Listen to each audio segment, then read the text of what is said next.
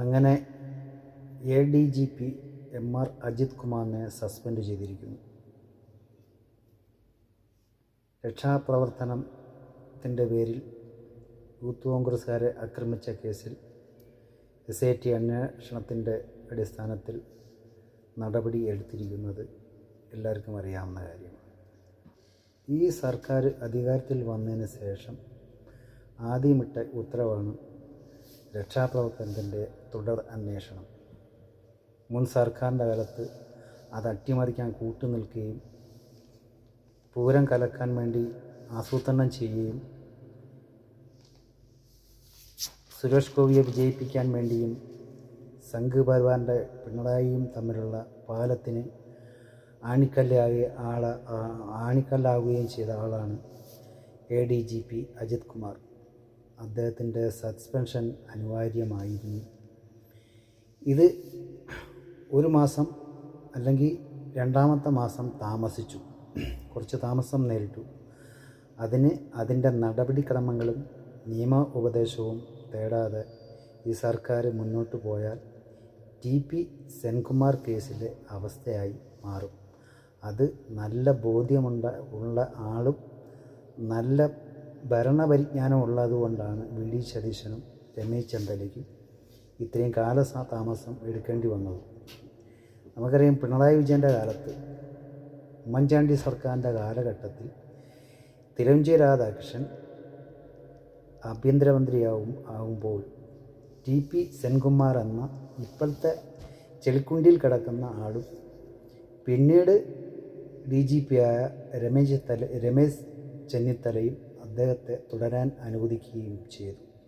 അങ്ങനെ ഉമ്മൻചാണ്ടി സർക്കാരിൻ്റെ ആ കാലാവധി അവസാനിച്ചു. പിണറായി വിജയൻ അധികാരത്തിൽ വന്നു. പിണറായി വിജയൻ അധികാരത്തിൽ വന്നതിൻ്റെ അടുത്ത നിമിഷം ഒരു നടപടിക്രമങ്ങളും പാലിക്കാതെ TP സെൻകുമാറിനെ സസ്പെൻഡ് ചെയ്യുകയും തുടർന്ന് ലോക്നാഥ് ബെഹ്റ എന്ന സംഘ് പരിവാർ ബന്ധമുള്ള ആളിനെ DGP ആക്കുകയും ചെയ്തു. അത് ഒരുപാട് വിവാദമായ കേസ് കെട്ടുമാണ്. അങ്ങനെ കാഷ്ടിച്ച് വെച്ച TP സെൻകുമാറിനെ കാഷ്ടിച്ച് വെച്ച അതേ ഭാഗം പിണറായി വിജയനെ നിയമിക്കേണ്ടി വന്നു. കാരണം ഒരു നടപടിക്രമങ്ങളും പാലിക്കാതെ TP സെൻകുമാറിനെ സസ്പെൻഡ് ചെയ്തതുകൊണ്ട് അദ്ദേഹം നേരെ കോടതിയിലേക്ക് പോയി. വാദപ്രതിവാദങ്ങൾ നടന്നു. കോടതി ഉത്തരവിട്ടു DGP ആയിട്ട് നിയമിക്കാൻ.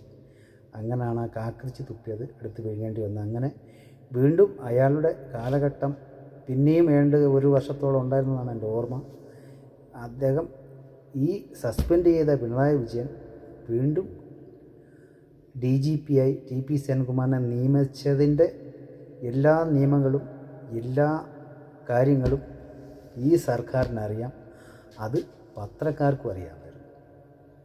ഈ സർക്കാർ ഈ ഒരു നടപടിയും സ്വീകരിക്കാതെ അല്ലെങ്കിൽ നിയമോപദേശം തേടാതെ ഇയാളെ എടുത്ത് പെട്ടെന്ന് അധികാരത്തിൽ വന്നെടുത്ത് കളഞ്ഞാൽ ഇയാൾ കോടതിയിൽ പോവും, അനുകൂലമായ വിധി നേടും, പിന്നെ ADGP ആവും. DGP ആയിട്ട് സ്ഥാനക്കയറ്റവും ചിലപ്പോൾ കിട്ടിയെന്നിരിക്കാം.